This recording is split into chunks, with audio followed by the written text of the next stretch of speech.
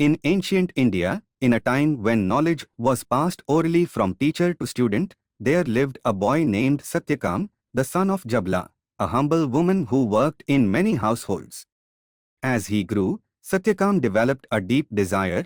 He wanted to know the truth, to understand the essence of the universe, the Brahman.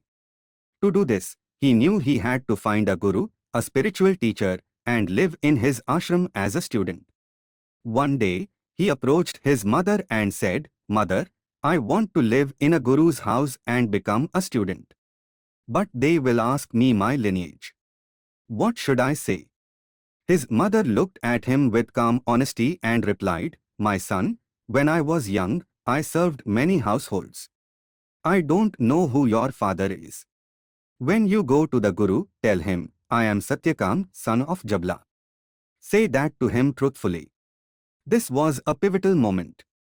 In that era, one's eligibility to study the Vedas was usually tied to birth, to one's lineage. But Jabala chose truth over convention. And so did Satyakam. Satyakam journeyed to the ashram of Rishi Gautama, one of the greatest sages of the time. Standing before him with respect, Satyakam said, "Revered sir, I wish to live in your ashram and study the Vedas under your guidance." Gautama looked at him and asked, "What is your gotra, child? Who is your father?" And Satyakam, with complete transparency, replied, "Sir, I do not know my gotra. My mother's name is Jabala. She told me, 'You are Satyakam, son of Jabala.' That is all I know. That is what I say." Rishi Gautama looked at the boy, his honesty, his dignity, his clear heart. And then he smiled. Only a true Brahman would speak the truth like this.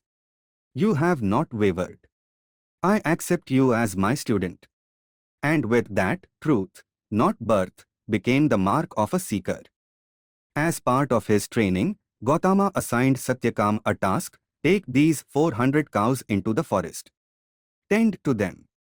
When they become 1,000, return to me. So Satyakam went into the forest with no complaints, no shortcuts, only discipline and devotion. Years passed. He lived simply, tending to the cows, absorbed in nature and silence. One day, when the cows numbered 1,000, something miraculous happened. A bull from the herd approached him and spoke, "Satyakam, now that we are 1,000, it is time for you to return to your guru. But before that, I shall teach you 1/4 of Brahman." The bull continued, "Brahman is everywhere, in the east, west, north, and south. Brahman is the all-encompassing." With reverence, Satyakam bowed.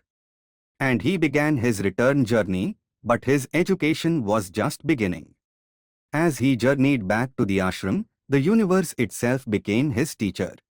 Fire appeared to him and said, "Satyakam, I will teach you another 1/4 of Brahman. Brahman is in the earth, in the sky, in the heavens, and in the oceans. Brahman is the foundation of all." A swan came to him and said, "Satyakam, Brahman is in fire, the sun, the moon, and lightning. Know this as the 3rd quarter." A diving bird told him, "Satyakam, Brahman is the breath, the eye, the ear, and the mind. This is the 4th quarter." Each of these revelations represented the unity of all existence, the pervasiveness of Brahman in all aspects of the world, from the elements to the senses, from the cosmos to the self. Satyakam returned to Gautama, radiant and serene. The rishi looked at him and said, "You shine with the knowledge of Brahman. Who taught you?" Satyakam replied humbly, "Others taught me on the way: a bull, fire, a swan, and a bird, but still, I seek your instruction, master." Rishi Gautama, pleased by his humility, completed his teachings. But he also said, "What they taught you is indeed the truth of Brahman. You are now established in it." This story is layered with profound ideas: truthfulness as the ultimate virtue. Satyakam's admission of his unknown lineage was his gateway to knowledge. Spiritual equality. This tale subtly undermines rigid caste hierarchies, affirming that truth and character make one worthy of knowledge, not birth. Nature as teacher. The elements fire, animals, and birds symbolize that the entire universe is the teacher when the seeker is ready. Inner light, when one lives a life of truth and dedication, wisdom arises naturally, often without formal instruction.